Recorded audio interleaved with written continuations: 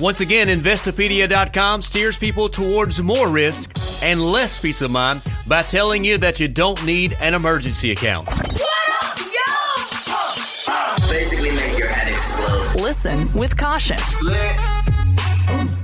In an article entitled Why Emergency Funds Are a Bad Idea by writer Jeff McFarland, he says that financial coaches like me or other people who advise people to save up a well-funded emergency account are being overly prudent. Now, to quote Mr. McFarland, taking the time to build an emergency fund and foregoing consumption for months while doing so is a staggeringly inefficient use of the precious and limited resource that is your money. Look, I get it.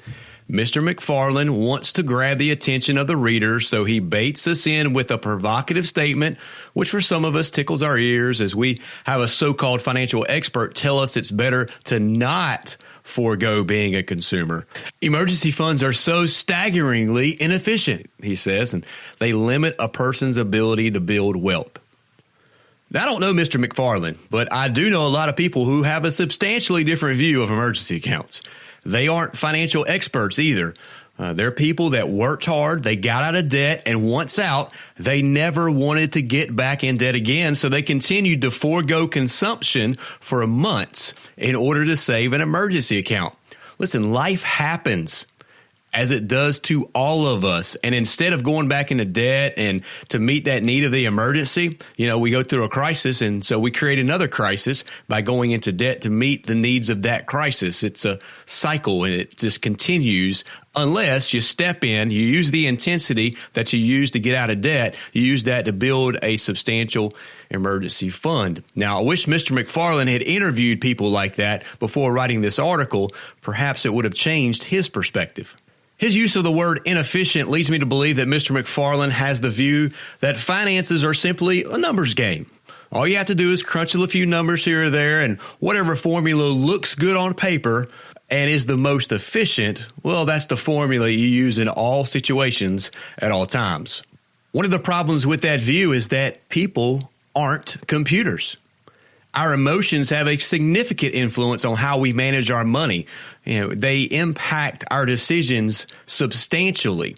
And the traditional efficiency formulas that you can just kind of calculate this out because it's just makes sense. The numbers work. Well, that doesn't take human emotion into account.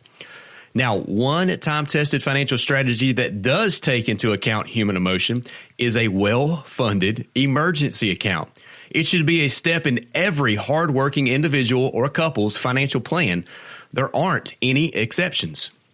Okay, now that I'm done with that diatribe, let's talk about the beauty of an emergency account.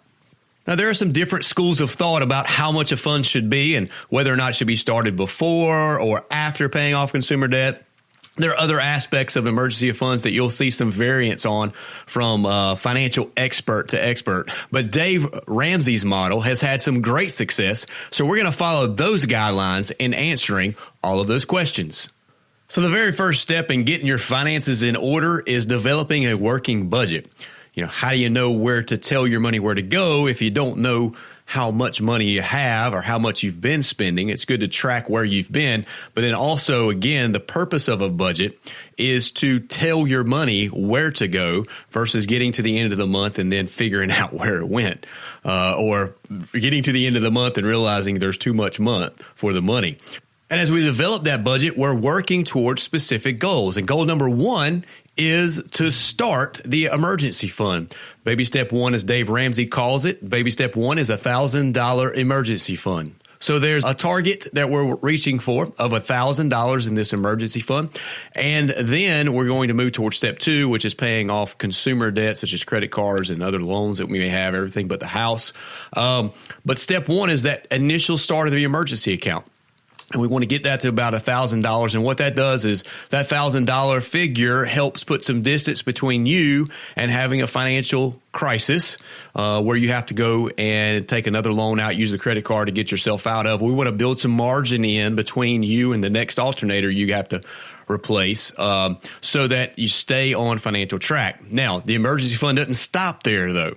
So the baby step two would be paying off consumer debt. And then once you've are out of debt, then we're really hammering the emergency fund. So Step one, save $1,000, then move to pay your debts. And now we're really talking about hammering out a fully funded emergency account. Now, what does fully funded mean? Well, here we go. Fully funded, we describe as 3 to 6 months of living expenses. That means you need to take your income. Once you do that monthly budget, what you do is you pull out your necessities, the things that you would need. And let's say that you were to lose a job and be out of work for 3 to 4 months, right? What are those bills that are coming in that you have to pay regardless? Those are what we're going to factor into the budget that we're building for our emergency account. And so then you take those and then you multiply those by 3 or you multiply those by 6. What determines the 3, 4, 5, or 6? Well, that's determined by various factors. One of those factors is how reliable your income is. For example, if you're a sales or commissioned employee, then you know that you have that irregular income that fluctuates from month to month. So what you may want to do is lean towards the higher end of that scale and factoring in how big your emergency account should be. Also, if you're a family that has one working adult and the other stays at home or doesn't work for whatever reason that may be, you may want to factor in more months into your emergency spending account because that income, again, if it were to go away, you would have increased expenses for a longer period of time with one working spouse. Now, both of you outside the household working and you got pretty regular income, then you can be at the low end and you can lean more towards like that 3-month emergency fund. So it's a lot based on your income and also your stability. But also another factor to factor in is your peace of mind. What helps you sleep better at night? If a larger emergency fund helps you rest well, have more peace of mind, I mean, that's kind of what we're shooting for, right? Financial peace. So if that's what gives that to you in that moment, in that step, maybe step 3, then shoot for the high end, have that peace of mind, and don't fall for the myth that having a large emergency fund is somehow a waste of money. All right, the final thing we'll talk about as it pertains to emergency funds is where to put the money.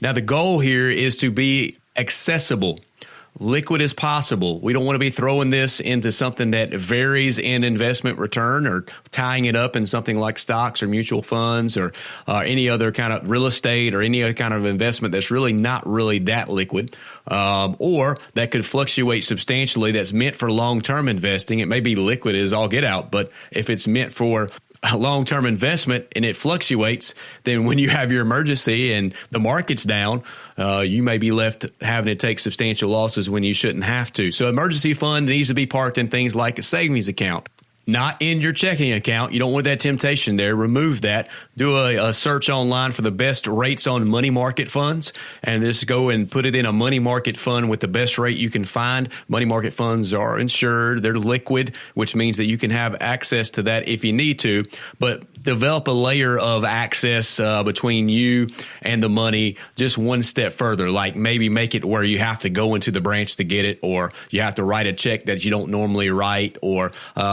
don't put it in your checking account because the temptation is going to be there. We're human and emotion plays into this. But we want those funds to be liquid. We want them to be accessible in the time of need. And we want the balance to slowly grow. Again, we're not trying to make wealth on this account. It's there for when Murphy strikes. I think that when we take into account the reality that life happens to us, we are going to inevitably walk through some hard times in life. There are going to be some financial challenges that we have to maneuver through all throughout our life. And when we think about these things, having an emergency account just makes incredible sense. It protects you from having to go back into debt to cover a crisis that may come up. And so we've worked really hard to get through baby step 1 and baby step 2, and we've got ourselves out of debt. Now, all of a sudden, you have a crisis hit. If you don't have that emergency account well funded, then you're likely going to move backwards and go back into debt in order to fund that crisis. The emergency account is your weapon of defense to keep you from having to go back into bondage of debt. That's an enemy we're going to continue to fight off, and we fight him offensively and defensively. So this emergency fund is a great tool of defense. In fact, emergency funds enhance your ability to gain wealth, not limit it. And let me say that again because Mr. McFarland would lead you to believe otherwise. Emergency funds enhance your ability to gain wealth. They do not limit it. Well, that's it for this edition of Fiscally Fit. Join me next time as we discuss student loans and whether or not it's even possible to go to college without student debt. Loved this episode of the Fiscally Fit podcast? Head over to iTunes to subscribe, rate, and leave a review. It's very much appreciated. Thank you.